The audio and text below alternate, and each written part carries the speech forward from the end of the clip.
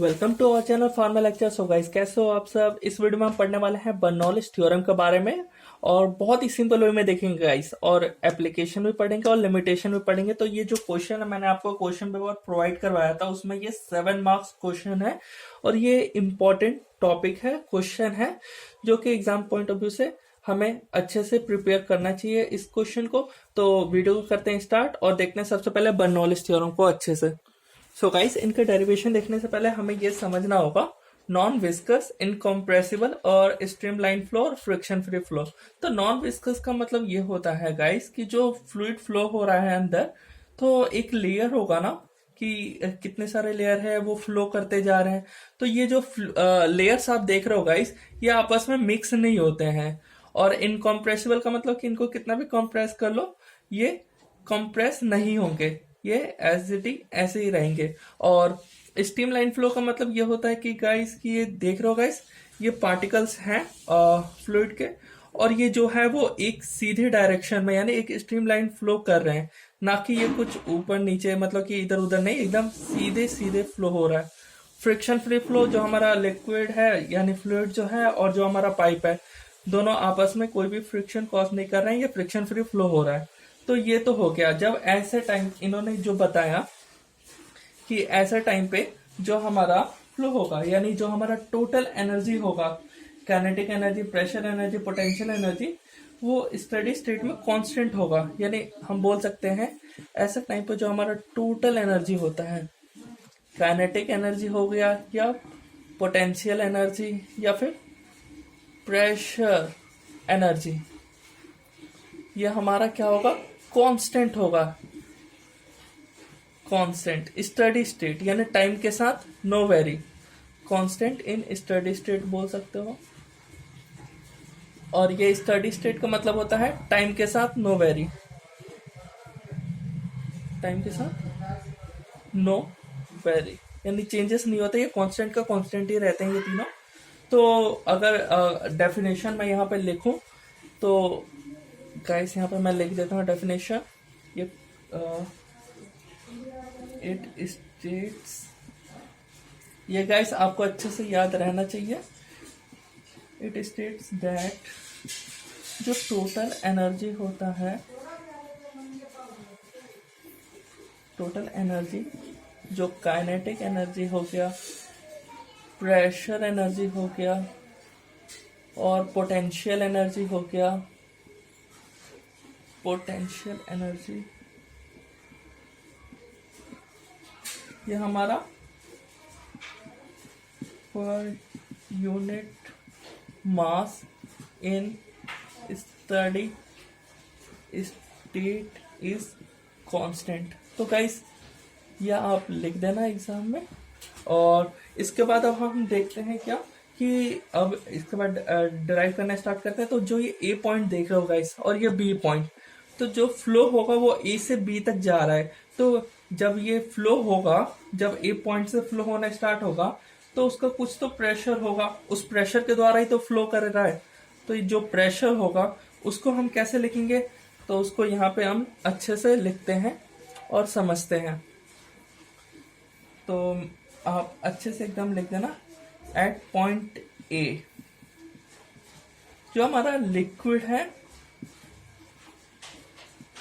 Is flowing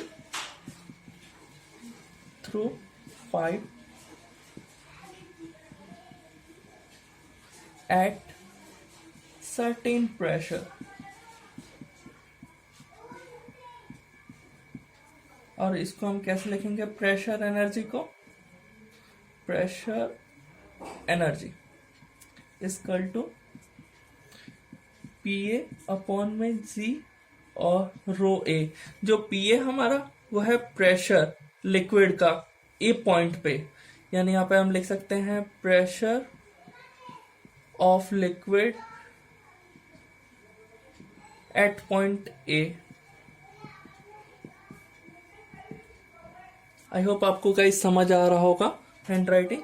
और यहाँ पे जो जी है वो है gravity, acceleration due to gravity. और यहाँ पे ये तो आपको गाइस मालूम ही है, डेंसिटी है लिक्विड की।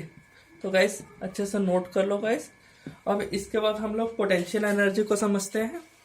आई होप आपने ये नोट कर लिया होगा। तो अब हम पोटेंशियल एनर्जी देखेंगे 8 पॉइंट ए पे। तो पोटेंशियल एनर्जी के बारे में बात करें तो ये होता क्या है गाइस? पोटेंशियल एनर्जी जो जब एनर्जी का पास करा जाता है बॉडी के थ्रू, तो क्या होता है कि उसका पोजीशन चेंज होता है, जिसकी वजह से यहाँ पे देख रहे हो गाइस फ्लूइड का जो है वो पोजीशन चेंज हो रहा है, जिसकी वजह से यहाँ पे हम लोग पोटेंशियल एनर्जी लगा रहे हैं। तो यहाँ पे मैं लिख देता हूं due to the flow of liquid,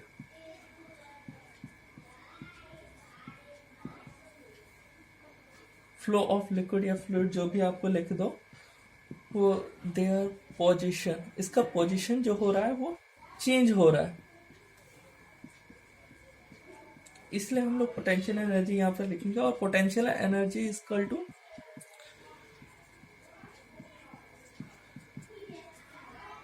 तो यहाँ पे हम लोग एक्स ए ले लेते हैं, ये पोटेंशियल एनर्जी हो गया। अब यहाँ पे कुछ काइनेटिक एनर्जी लग रहा होगा। काइनेटिक एनर्जी क्यों लग रहा है?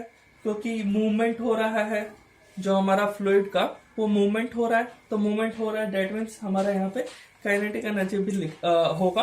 तो काइनेटिक एनर्जी को हम लिखते हैं, आई होप आपने नोट कर लिया होगा गाइस। अब हम काइनेटिक एनर्जी देखते हैं।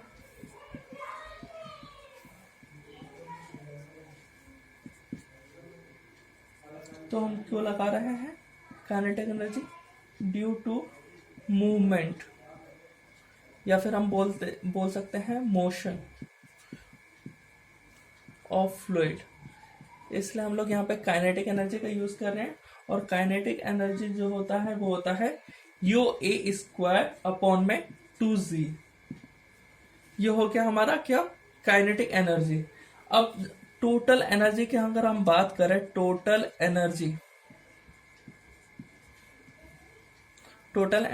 एट पॉइंट ए पुट, अगर हम टोटल एनर्जी तीनों जो हमने पढ़ा, काइनेटिक एनर्जी, पोटेंशियल एनर्जी और प्रेशर एनर्जी, तो इन तीनों को अगर हम लोग देखें यहाँ पे एक पॉइंट पे, तो यहाँ पे जो हमारा आएगा वो आएगा पी ए अपॉन में जी, और यहाँ पे रो आएगा, रो ए प्लस प्रेशर एनर्जी का एक्स है, और हमने काइनेटिक एनर्जी लिया था यू स्क्वायर अपॉन में 2g।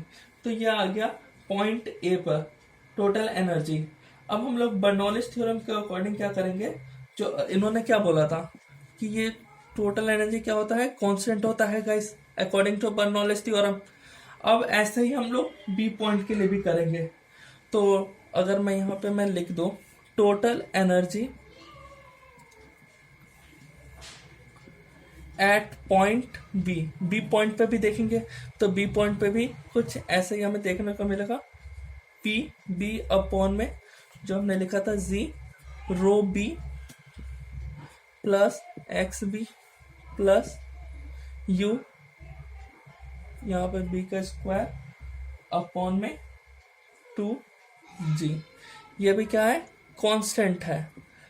अब ये दोनों कांस्टेंट हो गए, तो अगर हम दोनों इक्वेशन को आपस में ऐड करें, मतलब कि मैं आपको करके दिखा देता हूँ यहाँ पे। तो गाइस आपने, आई होप आपने ये नोट कर लिया होगा अच्छे से एकदम। तो फ्रॉम इक्वेशन 1 एंड 2, जो हमारा पहला इक्वेशन था एट पॉइंट ए के लिए और एट पॉइंट बी के लिए, इन दोनों इक्वेशन को अगर हम यहाँ पे लिखें, पी ए अपॉन में G rho A plus X A plus U A का स्क्वायर अपॉन में 2g equal to P B upon में G rho B plus X B plus U B का स्क्वायर अपॉन में 2g।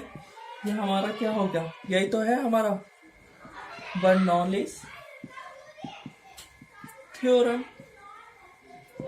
तो ये complete होता है गाइस। अगर आप इतना लिख दोगे ना तो आपका कंप्लीट मार्क्स मिलेगा, एक मार्क्स नहीं कट करेंगे।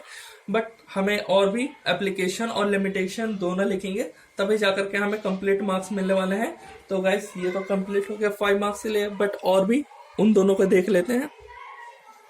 सो गाइस जैसा कि यहाँ पे आप देख सकते हैं, मैंने यहाँ पे एप्लीकेशन लिख दिया है जो कि आप नोट डाउन कर सकते हो। जो बर्नौलीज थ्योरम का प्रिंसिपल है वो वर्क करता है पीटर ट्यूब हो गया, जैसे कि स्टैग्नेशन ट्यूब, पम्प्स, कार्बोरेटर।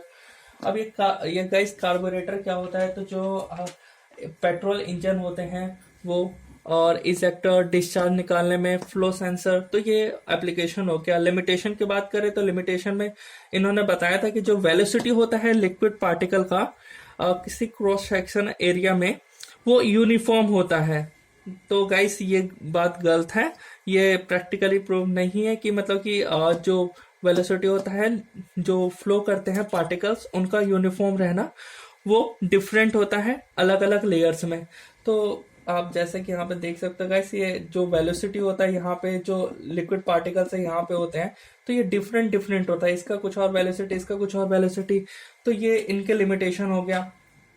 और जो नीचे दे रखा है लॉस ऑफ एनर्जी, जो लॉस होती है एनर्जी का जब लिक्विड मोशन में होता है, तो उसको हमें कंसीडर नहीं करना, बट ऐसा नहीं होता है। क्या होता है कि काइनेटिक जो लिक्विड होता है मोशन में, उसका कुछ काइनेटिक एनर्जी होता है, और वो काइनेटिक एनर्जी कन्वर्ट हो जाता है हीट एनर्जी में, और वो लॉस्ट हो जाता है। तो ये इनकी लिमिटेशन है। और भी लिमिटेशन है, जैसा कि फ्रिक्शन लेस फ्लो। तो इन्होंने मना किया था फ्रिक्शन फ्री फ्लो होता है, लेकिन ऐसा नहीं है। फ्रिक्शन फ्लो नहीं होता है, फ्रिक्शन सब में होता है। और गाइस आई होप आपको वीडियो अच्छी लगी हो, और वीडियो अच्छी लगे हो तो गाइस लाइक सब्सक्राइब शेयर करना ना भूलें, और मिलते हैं नेक्स्ट वीडियो में।